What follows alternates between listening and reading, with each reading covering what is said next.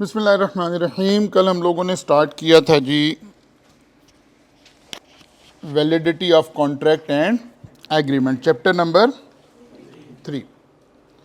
Chapter number 3 में हमने कहा था जी, हमने सबसे पहले आगाज़ में कॉन्ट्रैक्ट को क्या कर लिया है, क्लासीफाई कर लिया फॉर्मेशन के एतबार से, express contract, implied contract and quasi contract. फिर enforceability, valid contract, void agreement, void contract, voidable contract, illegal agreement, unenforce. Performance के एतबार से एग्जीक्यूटेड कॉन्ट्रैक्ट, एग्जीक्यूटरी कॉन्ट्रैक्ट। अब इनकी वन बाय वन कल हमने वैसे समझ तो लिया था, लेकिन डिफाइन करते हुए चले। Express contract, contract made by word spoken or written. Implied contract, contract inferred by conduct of the person, circumstances of the case. ठीक है ना, वही कुली वाली एग्जांपल हमारे ध्यान में है ना। कंडक्ट ऑफ द पर्सन या केस के कोई सर्कमस्टांसिस ऐसे हैं। Implied contract means implied by law.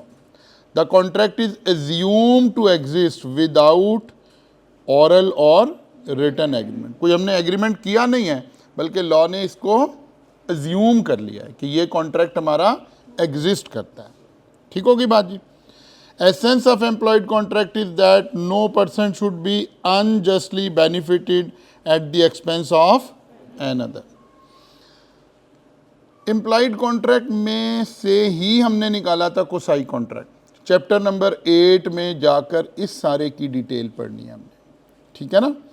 वो कह रहे यार, इस कॉन्ट्रैक्ट का मकसद ये है कि ऐसा नहीं हो सकता कि किसी दूसरे के खर्चे पर कोई दूसरा बंदा बेनिफिट उठा ले।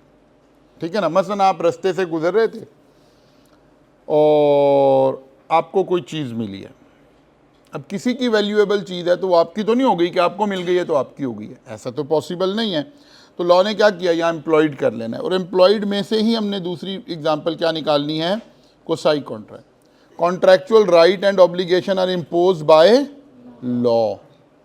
एक है हम सिचुएशन से अंदाज़ा लगा लें और एक है कि लॉ सिचुएशन से अंदाज़ा लगा लें। बात ये एक ही है, दोनों सूरतों में रियल कॉन्ट्रैक्ट एग्जिस्ट नहीं करता। दोनों सूरतों में रियल कॉन्ट्रैक्ट एग्जिस्ट नहीं करता, बल्कि सर्कमस्टांसिस में से हम इन्फर कर रहे हैं कि यार अच्छा, अगर ऐसा हो गया है तो फिर ये होना चाहिए। वो होना चाहिए जिसे हम कह रहे हैं, दैट इज़ कोसाई कॉन्ट्रैक्ट। और अगर हम पार्टीज आपस में सामने खड़े हैं तो फिर इम्प्लाइड कॉन्ट्रैक्ट हो गया। ठीक है ना, फिर इम्प्लाइड कॉन्ट्रैक्ट हो गया। Valid contract, N agreement which is enforceable by law. बस ये एक एक लाइन हमें याद इसमें से करनी है।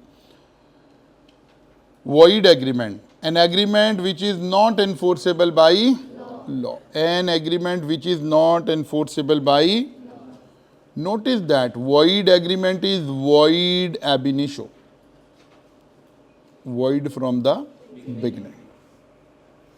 जब भी void agreement का जिक्र आया ना तो हमने ज़बरदस्ती ये लफ्ज़ लिख कर आना है, क्योंकि एग्ज़ाम में हमने जो टर्म्स हैं उनका इस्तेमाल करना है ना। तो void ab initio कौन सा एग्रीमेंट, जो जब हम कर रहे थे, करने लगे थे, उस वक़्त ही लॉ कह रहा था कि ये एग्रीमेंट आप नहीं कर सकते। जैसे माइनर के साथ एग्रीमेंट करना, लॉ कहता है भाई माइनर के साथ एग्रीमेंट नहीं कर सकते। तो an agreement with minor is void ab initio।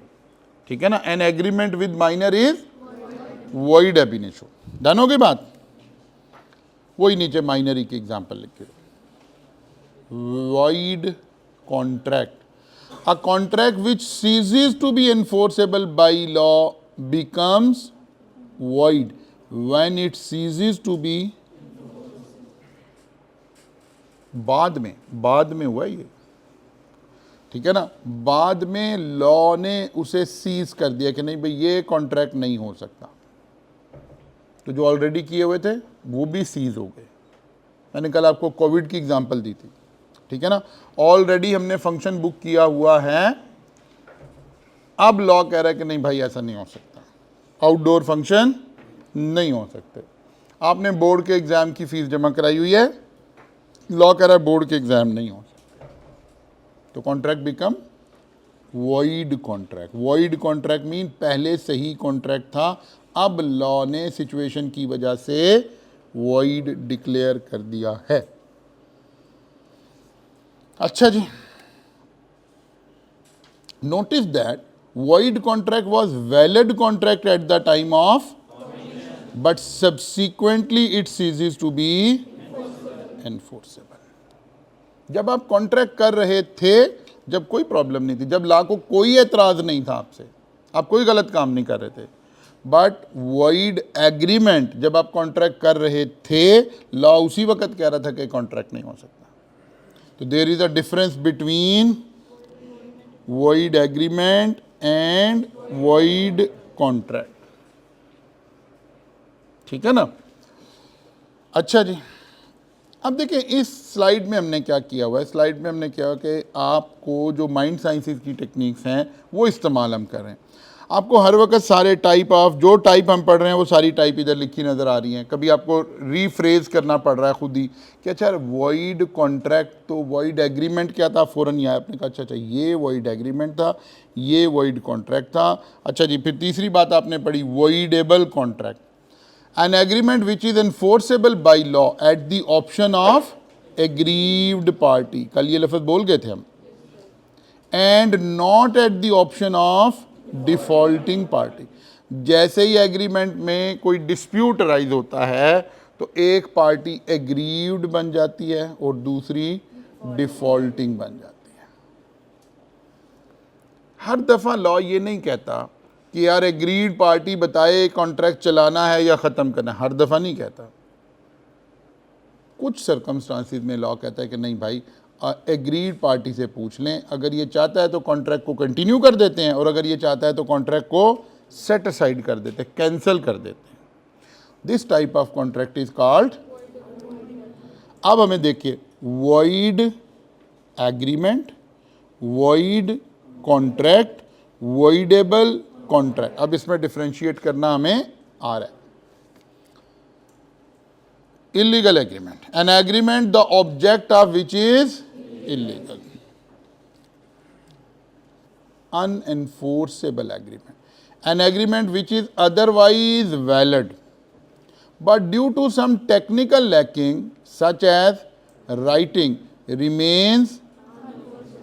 वो कह रहे वैसे कॉन्ट्रैक्ट ठीक था, कोई लॉ को कोई एतराज़ नहीं था, कोई इलीगल चीज़ नहीं थी, कोई लॉ ने मना नहीं किया हुआ था, लेकिन लॉ ने कहा था यार ये वाला एग्रीमेंट रिटर्न होना चाहिए, आपने वर्बल कर लिया। तो अब लॉ की आपने एक बात नहीं पूरी की हुई, तो लॉ तो इसको सुनेगा नहीं, ठीक है ना। तो लॉ तो फिर इसको नहीं सुन रहा होगा। दैट इज अनएनफोर्सेबल एग्रीमेंट, ठीक है ना। बाकी सारा कुछ ठीक है, ना कोई ऑफर गलत है, ना कोई एक्सेप्टेंस गलत है, ना कोई कंसिडरेशन गलत है, ना कोई सब्जेक्ट मैटर गलत है, कोई चीज़ गलत नहीं है। लॉ ने कहा था यार इसका रिटर्न होना ज़रूरी है या कहीं रजिस्टर्ड होना ज़रूरी है, और आपने रजिस्टर्ड नहीं करवाया हुआ, तो बस फिर लॉ में अब जब आप अदालत जाएंगे, क्योंकि आपने लॉ की बात नहीं मानी हुई, अदालत आपकी बात नहीं सुनेगी।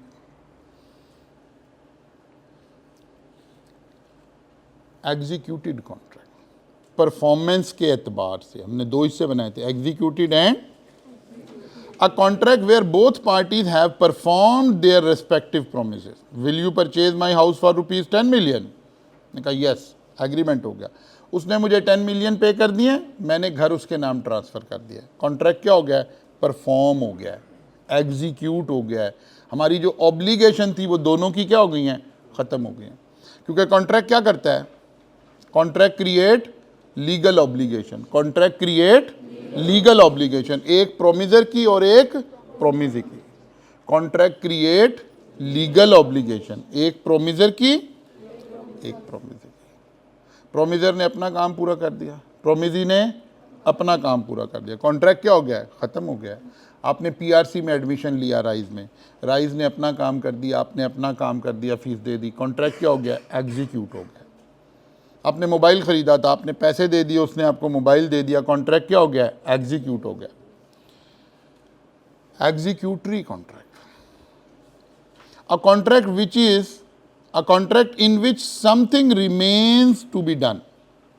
दो लोगों की जिम्मेदारी थी, कुछ काम रहता है, आपने अभी कुछ पैसे दिए, पीआरसी की बजाय आप कैफ की एग्जांपल है, आपने कुछ फीस दे दी है, राइज ने भी कुछ पढ़ा दिया, ना राइज ने भी काम अपना मुकम्मल किया ना आपने भी काम मुकम्मल किया। This contract is executory contract. Executory को हम फर्दर भी दो हिस्सों में बांट सकते हैं। यूनिलैटरल, एक पार्टी ने अपना काम मुकम्मल कर दिया, एक ने मुकम्मल नहीं किया, एक बच्चा आया उसने सारी फीस जमा करा दी, उसने तो अपना काम मुकम्मल कर दिया है, लेकिन राइज ने तो अभी सारी सर्विसेज प्रोवाइड नहीं की। ये क्या है? यूनिलैटरल। बाईलैटरल का मतलब है अभी दोनों ने ही कुछ काम कर दिया और कुछ काम रहता है। डन हो गया जी। पूरे कॉन्ट्रैक्ट के अंदर हमने इन कॉन्ट्रैक्ट को बोलना है, फॉर्मेशन के एतबार से, एनफोर्सेबिलिटी के एतबार से, परफॉर्मेंस के। डन होगी बात जी। एक एक लाइन जो सिर्फ डेफिनेशन है दैट इज रिक्वायर्ड जो आपने याद करनी है, बाकी सारी समझने के लिए था वो हमने बोल के समझा दिया आपको सारा कुछ। डन। अब आगे चलते हैं जनाब मेन कंटेंट की तरफ, that is essentials of valid contract. असल में हमारे सिलेबस का समझें कि 60-70% इस स्लाइड पर लिखा हुआ है, इसी की डिटेल पढ़नी है हमने कॉन्ट्रैक्ट के अंदर। एसेंशियल पहले आपने पढ़ा essentials of valid offer, essential of valid acceptance, अब आ गया एसेंशियल्स ऑफ वैलिड कॉन्ट्रैक्ट। वो कहता है there must be valid offer and valid acceptance, there must be intention to create legal relationship, parties must be competent to contract. अब यहाँ से नई बात शुरू होने लगी है। ये दो बातें तो हम पिछले चैप्टर में पढ़ाए, ठीक है ना। ऑफर कब वैलिड होती है? जब एसेंशियल्स ऑफ ऑफर पूरे होते हैं। एक्सेप्टेंस कब वैलिड होती है? जब एसेंशियल्स ऑफ एक्सेप्टेंस पूरे होते हैं, ठीक है ना। लीगल रिलेशनशिप का क्या मतलब था? Intention to create legal relationship. फिर हमने कॉन्ट्रैक्ट को दो हिस्सों में बांट लिया, सोशल, डोमेस्टिक, रिलीजियस अलग और बाकी अलग कर लिए। फिर लॉ ने अपनी एक प्रिजम्पशन भी बता दी। ये सारी डिटेल थी इन दो बातों के, ठीक है ना। इसका मतलब है इस चैप्टर में हम यहाँ से पढ़ना शुरू करेंगे। जो पीछे सारा कुछ पढ़ रहे थे पिछली स्लाइड पे, वो तो हम ओवरऑल कॉन्ट्रैक्ट में जो टर्म्स इस्तेमाल होनी उन्हें जरा एक जगह रख के समझ रहे थे ताकि बार बार इसमें कंफ्यूज ना हो। Competency of party, consideration, free consent, lawful object, not expressively declared as void, certainty, possibility of legal. ये वो लीगल फॉर्मेलिटी हैं जो अगर आप पूरी नहीं करेंगे तो कॉन्ट्रैक्ट क्या हो जाएगा? अनएनफोर्सेबल हो जाएगा। बाकी कॉन्ट्रैक्ट में कोई प्रॉब्लम नहीं, सारी ऊपर वाली 9 बातें आप पूरी करके आए, आपका कॉन्ट्रैक्ट बिल्कुल ठीक था, लेकिन इसे लिखना चाहिए था, आपने लिखा नहीं है, लेकिन इसलिए अब आप अदालत नहीं जा सकेंगे। इसे कहीं रजिस्टर्ड कराना चाहिए था, आपने रजिस्टर्ड नहीं करवाया हुआ, अब आप अदालत नहीं जा सकेंगे। बात फॉलो करें। ये सिर्फ फॉर्मेलिटी की बात हो रही है कि आपने उस फॉर्मेलिटी को पूरा नहीं किया जिसकी वजह से अच्छा भला आपका कॉन्ट्रैक्ट क्या हो गया? वॉइड हो गया, अनएनफोर्सेबल हो गया, ठीक है ना। ये 10 पॉइंट पढ़ेंगे तो 80% ऑफ योर सिलेबस कंप्लीट हो चुका होगा। मैंने आपको पहले भी बताया था कि लॉ कैसे चलता है, एक लफ्ज़ पकड़ता है, फिर उसकी तफसील में जाता है, फिर उसकी तफसील में जाता है, फिर उसकी तफसील में जाता है। लॉ ने एक लफ्ज़ पकड़ा ऑफर, पहली स्लाइड पर, will you purchase my house for ₹10 million। पता चला यार ये ऑफर होती है, उन्होंने कहा नहीं खाली ऑफर नहीं, इसके एसेंशियल्स भी पढ़ो। एक्सेप्टेंस, इसके एसेंशियल्स भी पढ़ो, ठीक है ना। ऐसे हमने आगे चल रहा है जनाब। तो ऑफर हम पढ़ चुके, लीगल रिलेशनशिप और इंटेंशन, ये सारी बातें हम पिछले चैप्टर में ही कर चुके, ठीक है। अब आते हैं जी कंपिटेंसीज ऑफ पार्टी। कोई भी बंदा उठ के मुंह उठा के कॉन्ट्रैक्ट कर सकता है and that becomes enforceable by law? No, only competent party can contract. तो फिर यहां से सवाल पैदा होगा, who is competent? Parties to an agreement must be competent to contract. In other word person must, अब वो बता रहा है कौन कॉम्पिटेंट है, be of the age of majority, पहले उसकी मेजॉरिटी की एज हो। जनरली मेजॉरिटी की एज का मतलब होता है 18 साल, ठीक है ना, जनरली। अभी एक मीनिंग और भी लगाएंगे। बी ऑफ साउंड माइंड, कोई मेंटली कोई डिजीज इल ना हो, मेंटली इल ना हो, and not be declared as disqualified from contracting by any law for which he is subject। कहते कोई लॉ का कोई सेक्शन उसको डिस्क्वालीफाई ना करो कि यार ये बंदा कॉन्ट्रैक्ट नहीं कर सकता।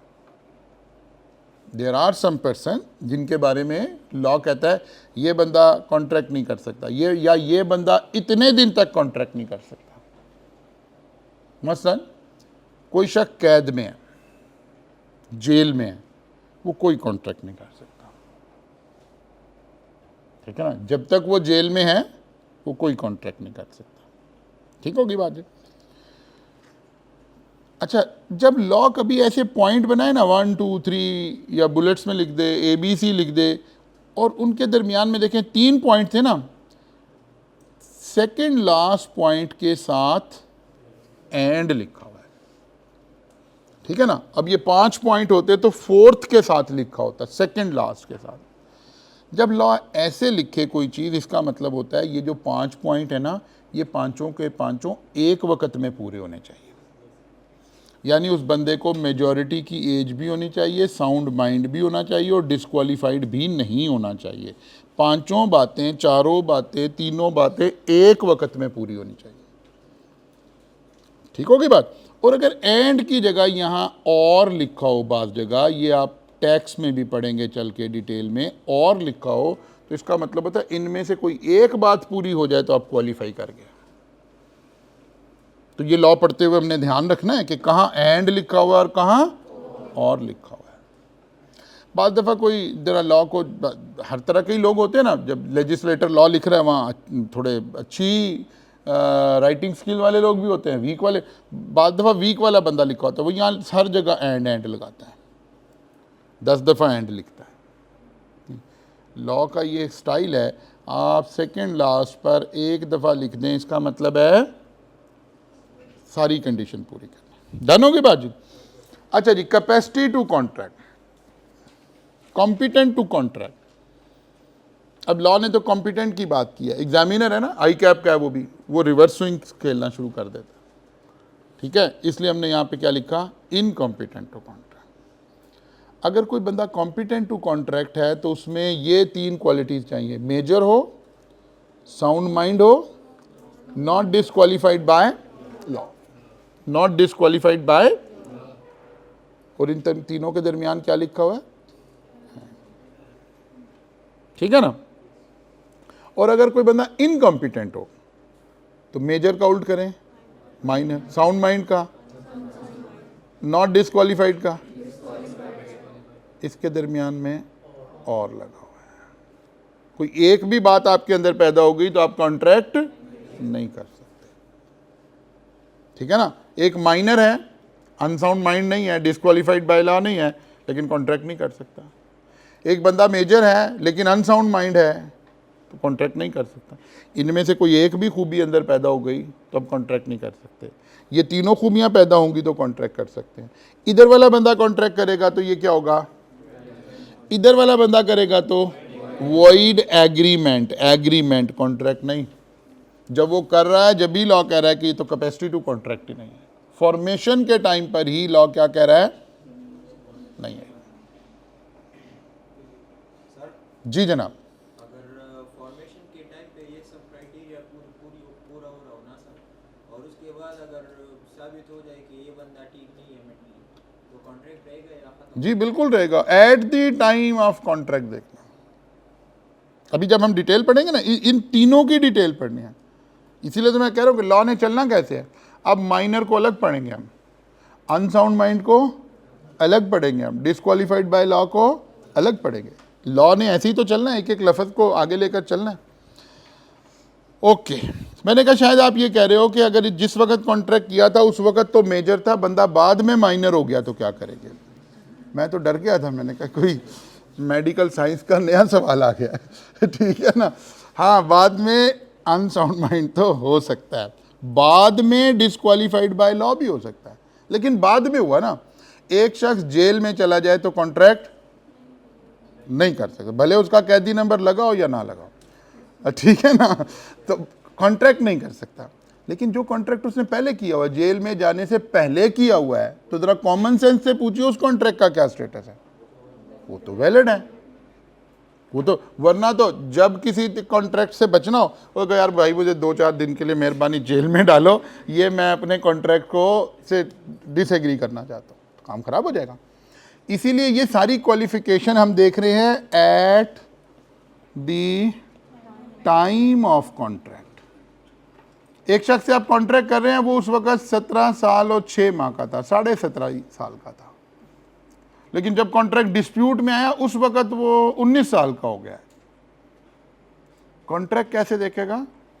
Eight the time of contract, कि भाई जिस वक्त कॉन्ट्रैक्ट कर रहे थे उस वक्त आपका स्टेटस क्या था। माइनर थे, वॉइड एग्रीमेंट, मेजर थे, वैलिड। ठीक होगी बात जी।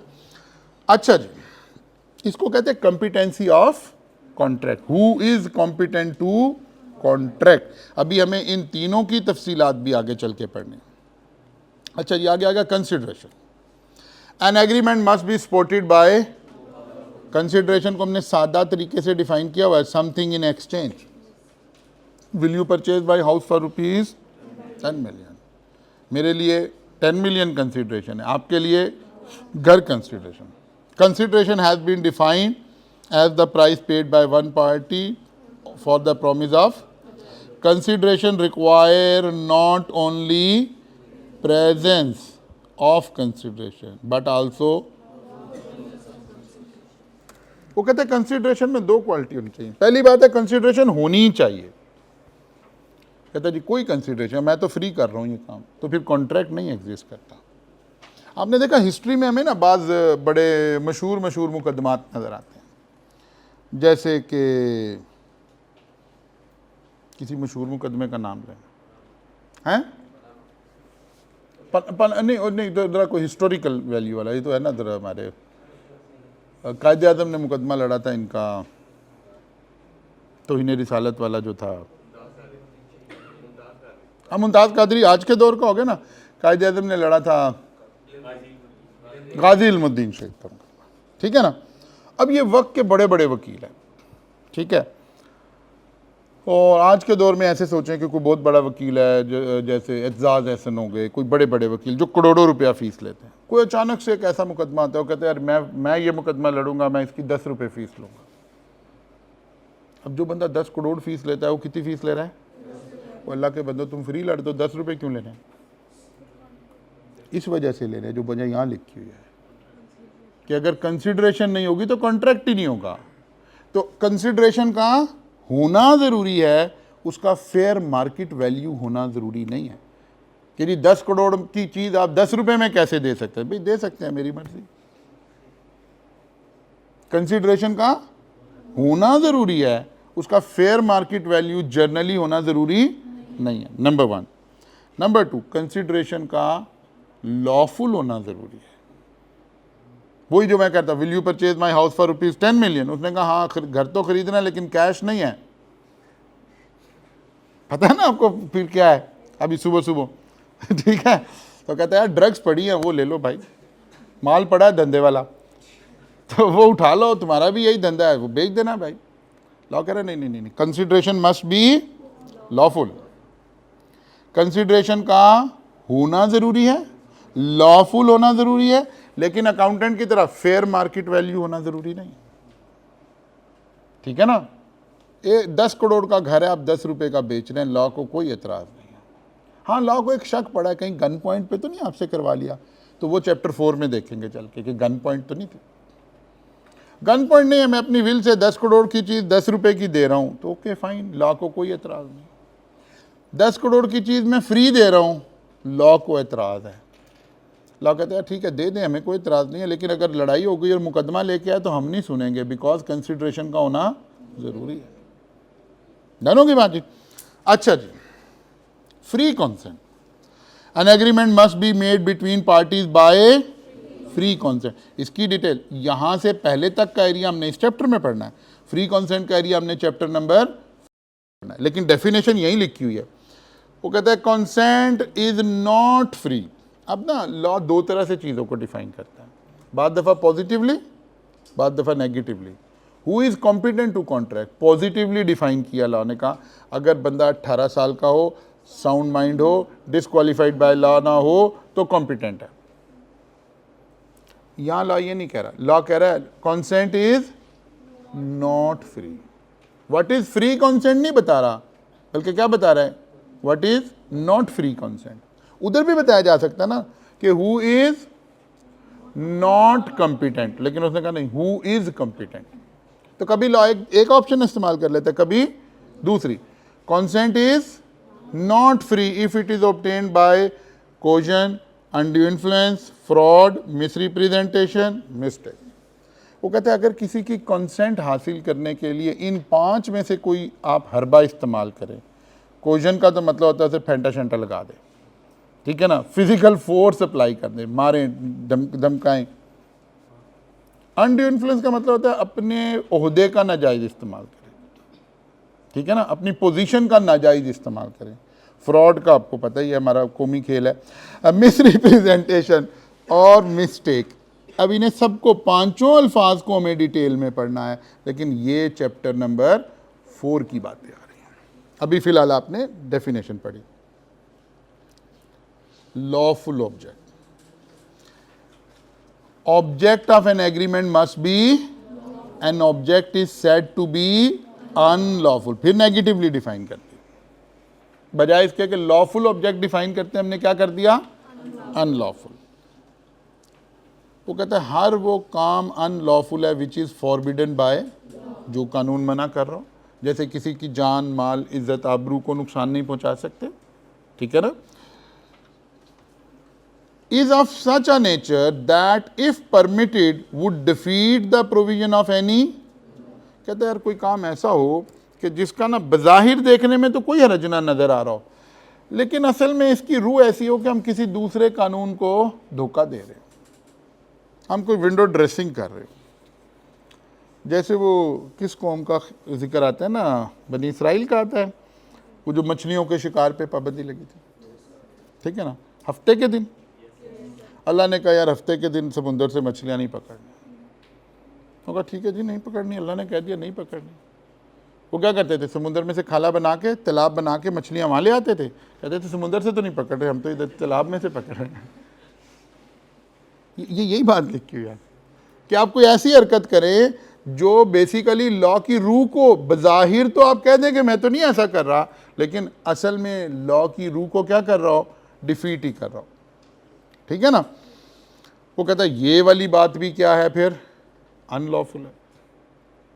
मसलन एक शख्स ने ना बैंक से लोन लिया, अपना घर लिखवा दिया गिरवी, 10 करोड़ का लोन लिया, उसके घर की कीमत थी उस वक्त 15 करोड़, बैंक ने उसे एज ए सिक्योरिटी लिया, लोन दे दिया। अभी ये लोन तो वापस कर नहीं रहा, इतने में घर की प्राइसेस, प्रॉपर्टी की प्राइसेस डाउन हो गई। प्राइसेस ऊपर भी जा सकती हैं, नीचे भी जा सकते हैं। पता लगा घर की कीमत रह गई है, मार्केट वैल्यू रह गई है 5 करोड़।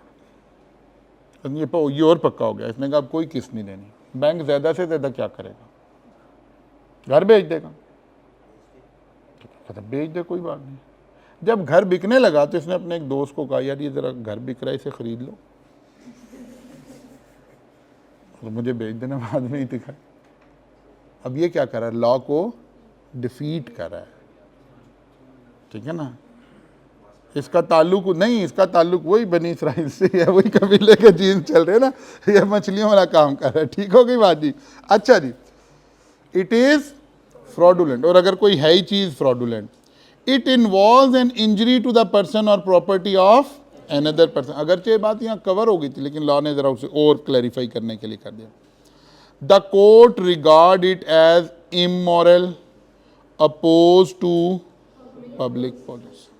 कोर्ट को भी एक इख्तियार आ गया कि अदालत फैसला कर सकती है किसी बात में कि यार ये बात फॉरबिडन बाय लॉ हो गई है, क्यों, ये इमोरल है। अब कोर्ट किसी केस में डिसाइड कर दे कि यार ये वाली बात इमोरल है या अगेंस्ट पब्लिक इंटरेस्ट है। Public policy means public interest. अब ये जो है ना कोर्ट्स, ये बड़ा मिसयूज करती हैं इस वाली पावर को।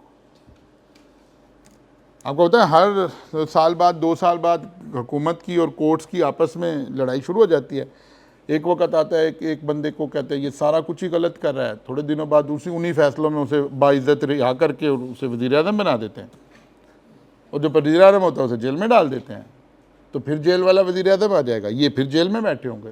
ये तो 70 साल से हम ऐसे ही कर रहे हैं ना, ठीक है ना। जिसे हम सिस्टम की खराबी कहते हैं, वो यही वाली खराबी है ना सिस्टम की, कि लॉ में कुछ ऐसी बातें लिखी हैं जहां आपने कोर्ट्स को अलाउ कर रखी है कुछ चीज़ें। अच्छी सोसाइटी क्या होती है, कोर्ट की डिस्क्रिशन पे कुछ ना हो, सब कुछ लिखा हो, लॉ में लिखा हो, भाई ये लिखा है ये नहीं। जैसे ऊपर वाली 4 बातें ठीक हैं, लॉ ने लिख दी है ना, ओके फाइन। ये वाली जनाब कोर्ट जो है वो क्या कर दे जी, किसी चीज़ को पब्लिक पॉलिसी के अगेंस्ट करा दे। जनरल मुशर्रफ का जब दौर चल रहा था ना, तो ये जो हमारी कैनाल रोड है ना, नहर वाली, जो उस वक्त 2 लेन रोड होती थी।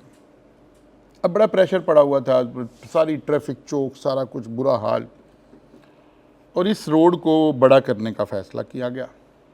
अब चीफ मार्शल एडमिनिस्ट्रेटर बैठा हुआ है मुल्क में, मार्शल लगा हुआ है मुल्क में, लेकिन कोर्ट्स ने इस रोड को बनने से इनकार करवा दिया कि नहीं जी, इसके दोनों तरफ दरख्त लगे हुए हैं और ये दरख्त जो है अगर कटेंगे तो पब्लिक का नुकसान हो जाएगा, ये रोड नहीं खुला हो सकता। 8 साल तक मुशर्रफ का दौर रहा, ये काम नहीं हो सका,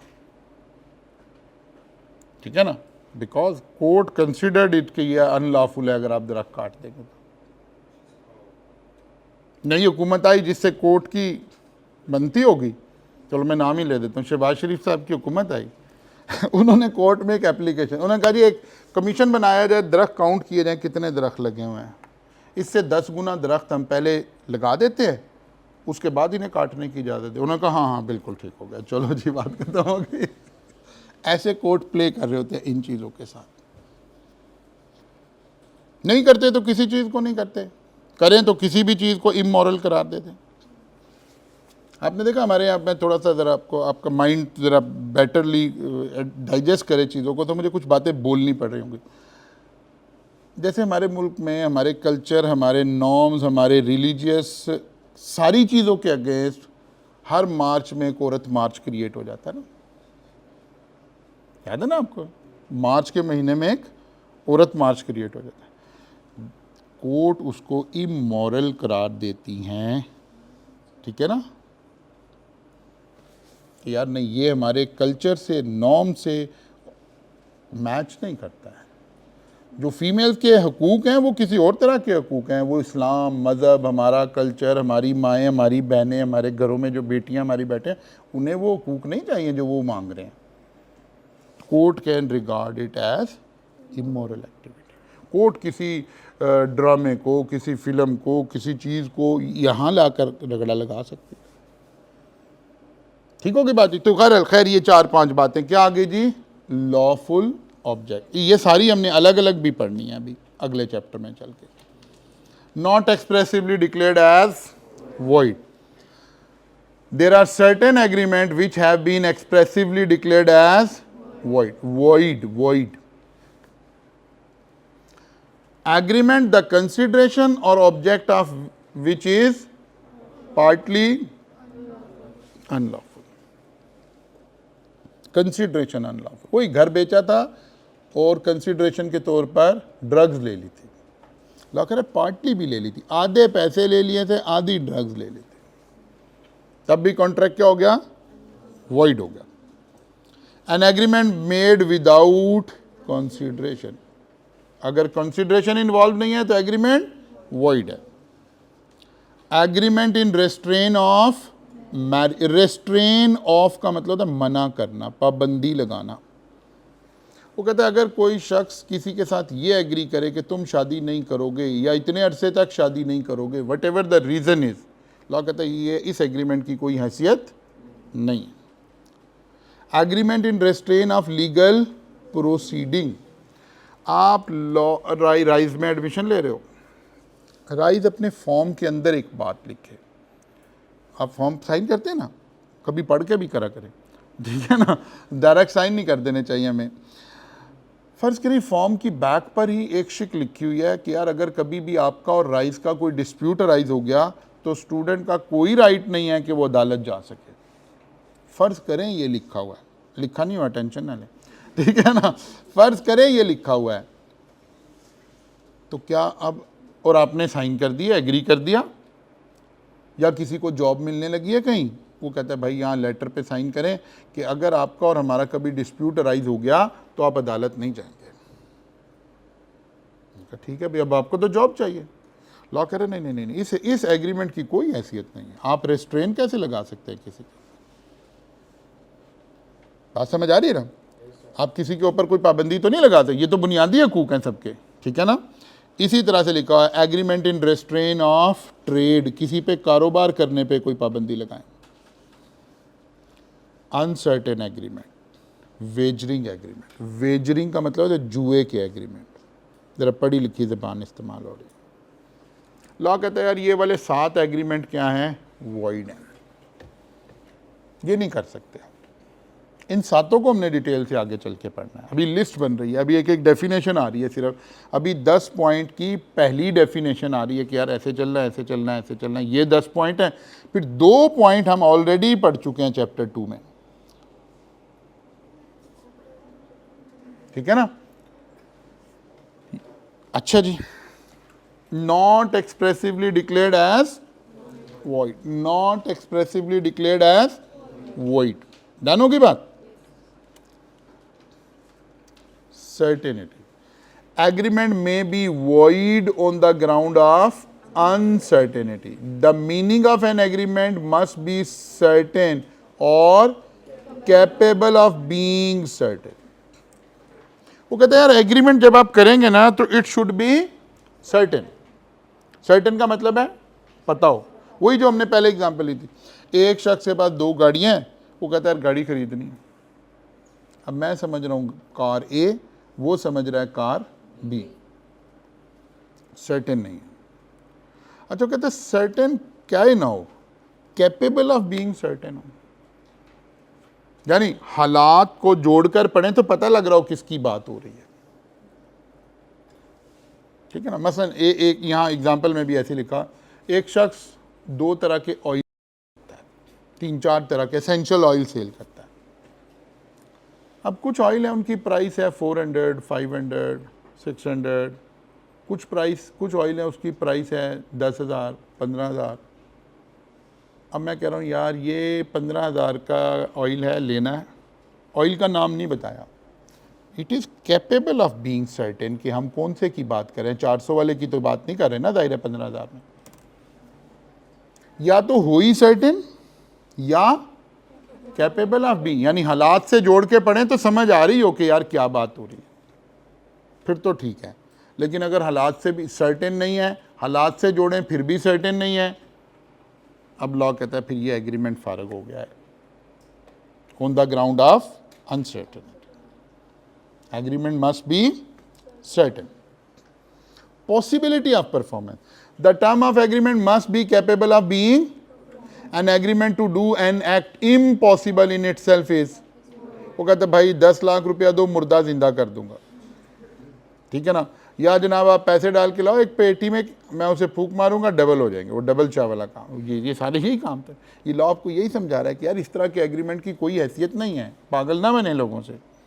वो कहता है जनाब आपने सऊदी अरब जाना है, आप आए, मैं यहाँ से दम करूँगा, आप सऊदी अरब पहुँच जाएंगे, जहाज़ की क्या ज़रूरत है, वीज़ों की क्या ज़रूरत है, पीर साहब तो जाते रहते हैं, हर जुमेरात को जाते हैं जनाब। वो लॉ कहता है यार नहीं नहीं छोड़ो, ये पीर साहब जो है ना, ये इंजीनियर मोहम्मद अली मिर्ज़ा ही निपटेगा इनसे, ठीक है ना, तो आप लोग छोड़े। लॉ कह रहा है भाई आप लीगली देखें कि ऐसी चीज़ जो इम्पॉसिबल टू परफॉर्म है उसका कॉन्ट्रैक्ट नहीं हो सकता। डन होगी बात। और आखिरी बात क्या कह रहा है लॉ,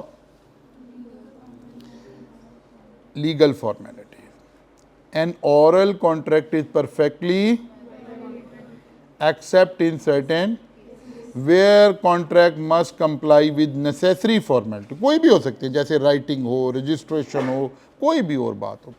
अगर किसी कॉन्ट्रैक्ट की कोई फॉर्मेलिटीज़ बना दी जाएं तो फिर वो कॉन्ट्रैक्ट उन फॉर्मेलिटी के साथ ही किया जा सकता है। मसलन आजकल आप स्टूडेंट हैं, ज़रा जब लॉ एंड ऑर्डर ज़्यादा ख़राब होता है ना, गवर्नमेंट सख्ती कर देती है, जब लॉ एंड ऑर्डर थोड़ा कम हो जाता है फिर थोड़ी नहीं पूछ रहे होते। लेकिन एक ऐप बनी हुई है, जब आप हॉस्टल में रहते हैं तो उस ऐप के अंदर आपका रजिस्टर्ड होना ज़रूरी होता है। आजकल करा रहे हैं कि नहीं करा रहे? अभी कोई धमाका शमाका हो जाएगा फिर कराना शुरू कर देंगे, ठीक है ना। अब ये क्या, आप हॉस्टल के साथ एक एग्रीमेंट कर रहे हो ना, एक एग्रीमेंट कर रहे हो, लेकिन इसके नीचे आजकल एक फॉर्मेलिटीज़ है कि नहीं यार, ये एग्रीमेंट करने से पहले एक तो थाने में इतला देनी है, एक ऐप बनी हुई है उसमें से इस बच्चे को गुजारना है ताकि पता चले कोई खुदा ना खास्ता कोई और लॉ एंड ऑर्डर ख़राब करने वाला बच्चा तो नहीं आया हुआ। These are the formalities. फ़र्ज़ करें एक हॉस्टल वाले ने ये फॉर्मेलिटीज़ पूरी नहीं की हुई और एक बच्चा 10 महीने से किराया नहीं दे रहा, अब इसको अदालत लेके नहीं जा सकेगा। अदालत जाएगी, वो कहेगा लाओ जी जनाब देखो थाने में बताया हुआ आपने, कहता कि नहीं, कहता है उस ऐप पे रजिस्ट्रेशन कराइए, कहता नहीं, कहते फिर उधर वो साथ वाले कमरे में चलो निकलो यहाँ से, काम कहता है मैं काम formalities. What are the essentials of valid, एक तो 3-4 नंबर का लिस्ट दी एसेंशियल्स ऑफ वैलिड कॉन्ट्रैक्ट। तो ये 10 बातें आपको याद होनी चाहिए। Valid offer and valid intention to create, competency of consideration, free consent, lawful object, not expressively declared as certainty, possibility of legal form. इनमें से हर बात को डिटेल से पढ़ना है। कल आएंगे तो कॉम्पिटेंसी ऑफ पार्टी को दोबारा से आगाज कर रहे होंगे। जी बेटा,